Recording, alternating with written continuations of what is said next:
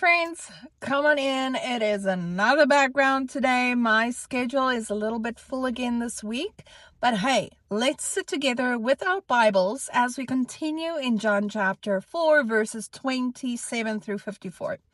So we just saw Jesus' powerful conversation with the Samaritan woman at the well. Now the story moves on with the disciples and a desperate father. While the woman was hurrying back to her town to tell everyone about Jesus, the disciples returned with food. They urged him, "Rabbi, eat something." But Jesus answered in a surprising way, and he said, "I have food to eat that you know nothing about." The disciples were confused, and they wondered if someone had already brought him some food. So Jesus explained to them, and he said, "My food is to do the will of him who sent me and finish his work." Jesus was teaching them that spiritual nourishment is more important than physical food. Spiritual nourishment is more than just Bible study, prayer, and church attendance. We are also fed spiritually or spiritually nourished when we preach the gospel and do the work that God has given us. Jesus made his disciples aware that they were surrounded by a continual harvest waiting to be reaped. It wasn't just family and friends who were unbelievers. It was also their communities, work colleagues, neighbors, and even the people that they met at the store. They are all part of the harvest that is ripe and ready for us. And God has called every one of us to be laborers in his field. Right after this, a government official came to Jesus. His son was very sick and close to death in Capernaum. The man begged Jesus to come and heal his boy. Jesus didn't go with him. Instead, he simply said, "Go, your son will live." This official believed Jesus' word and started making his way home.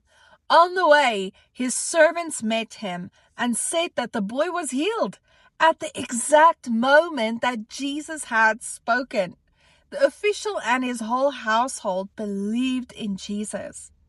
Now, this government official submitted to Jesus' authority, even though he had legal authority over Jesus as a Roman officer.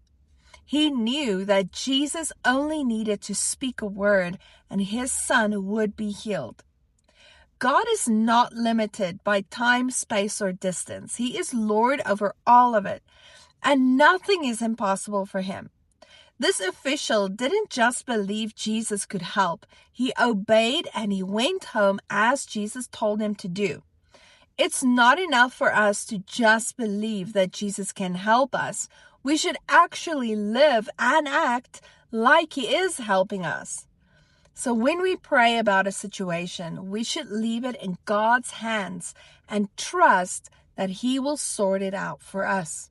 John 4 verse 27 through 54 shows us two beautiful truths.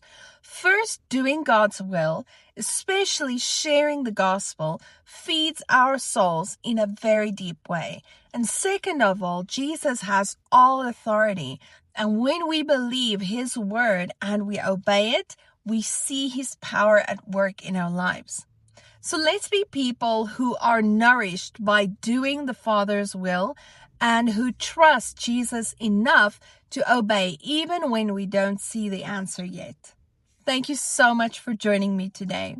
If this part of John has encouraged you to share the gospel more or to trust Jesus' word even when you can't see the result yet, would you please share this video with a friend who needs that same encouragement? God willing, I'll see you tomorrow as we continue in the book of John. And until then, keep doing the Father's will and trusting his word. He is faithful. And remember, you are deeply, deeply loved. Shalom, shalom.